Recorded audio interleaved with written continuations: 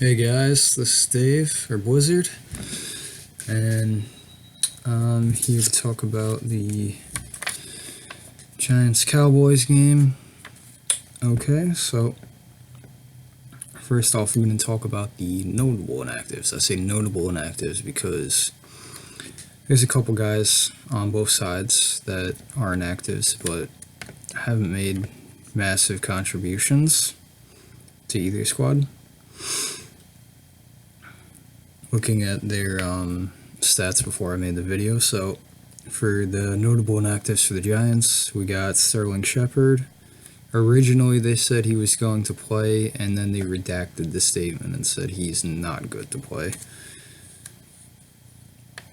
RJ McIntosh is also out for the Giants, but fortunately because of the Leonard Williams trade, I don't think it's going to be a huge deal that McIntosh is out, despite him playing decent over the last couple games.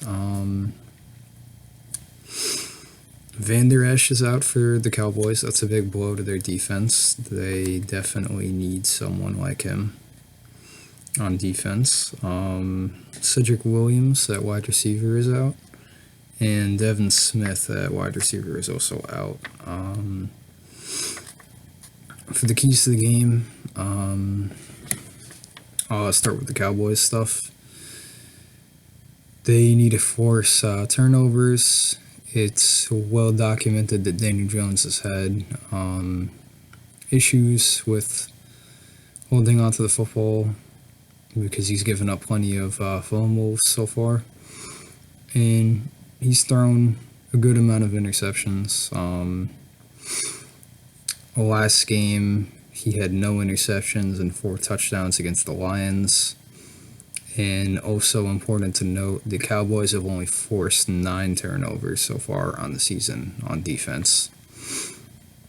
So they're going to need to get as many turnovers as possible to increase their chances of winning. Although I think they are the better team when compared to the Giants. Still, every little bit helps, and the more turnovers they get, the more possessions they can get, and the better chance they have of keeping the score on their side favorable. Second key, and I usually put 3 keys for the games. I put 4 for each this time. Second key would be obviously to get pressure on Daniel Jones, get sacks, force interceptions, try to get him to fumble by holding onto the ball too long, and also his passer rating numbers and completion percentage, all of that stuff is a lot worse when he's under pressure. So they're going to want to get him under pressure as much as possible. And their pass rush is fairly good, so even without Van Der Esch, I think they won't have a problem doing that.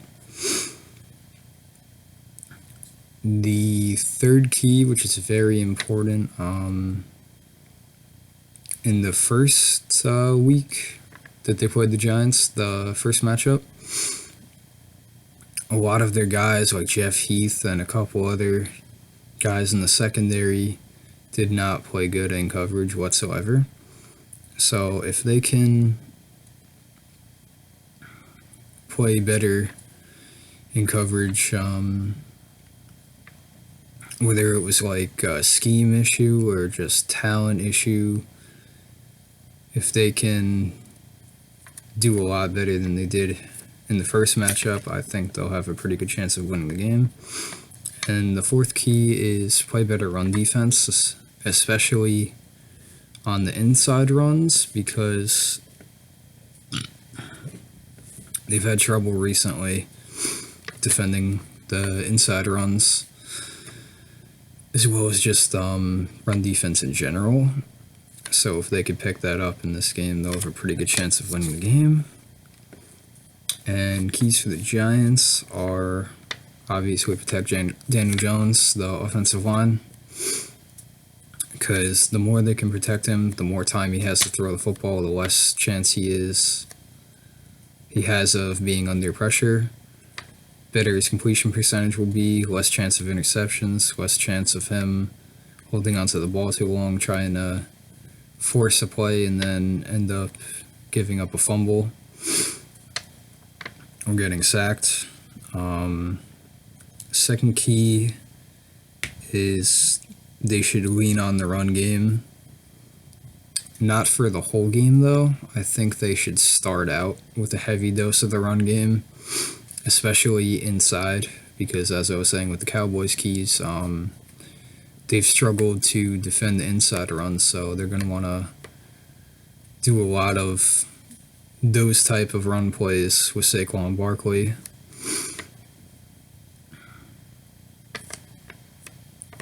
And Wayne Gallman.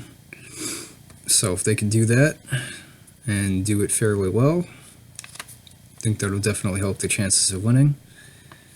Third key for the Giants is get the pass rush and run defense going. I know that's technically two keys, but the whole of the Giants defense has been, in those two key areas, has been very bad. So the Giants have pretty much gotten barely any pressure in the pass rush on any of the quarterbacks. Like, the only times they've really gotten sacks have been against really, really bad offensive lines. And they definitely need to pick that up, especially because Dak Prescott had a 119 or so passer rating in the first game. And it was just absolutely terrible. Like, they can't have him have a 119 passer rating, because that means he's pretty much absolutely dominating the whole game. And if they get their run defense going, hopefully they're not going to be able to stop Ezekiel Elliott whatsoever, but at least they can try and contain him to a manageable amount. If they can keep him to like under 100 yards and just like one touchdown, I feel like they'll have a better chance of winning than if they allow, like, say, 150 yards rushing for Ezekiel Elliott and then 2 touchdowns. And then the fourth key for the Giants is play better in the secondary. DeAndre Baker especially, he got burned on a bunch of plays in the Week 1 matchup against the Cowboys. He basically got embarrassed out there, so they kept going to the matchups where he would have to, make a play on the ball, and he just wasn't able to do it on any of those plays in the Week 1 matchup. Another couple things to note is Darius Slayton's in for Sterling Shepard, so he will be starting. Slayton's been pretty good, so I'm actually confident that he will play fairly well tonight. As I was saying earlier, Leonard Williams is going to be playing, probably get a fairly good amount of the snaps tonight,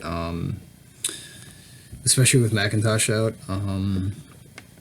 Came over from the Jets, surprisingly, so the Jets and Giants made a trade that allowed them to get Leonard Williams, and they gave up a couple draft picks to do so. So yeah, that's everything in the game. And for the prediction, I think the Cowboys are going to win 35-21. I hope you guys enjoyed this video, and I will see you in the next one. Bye.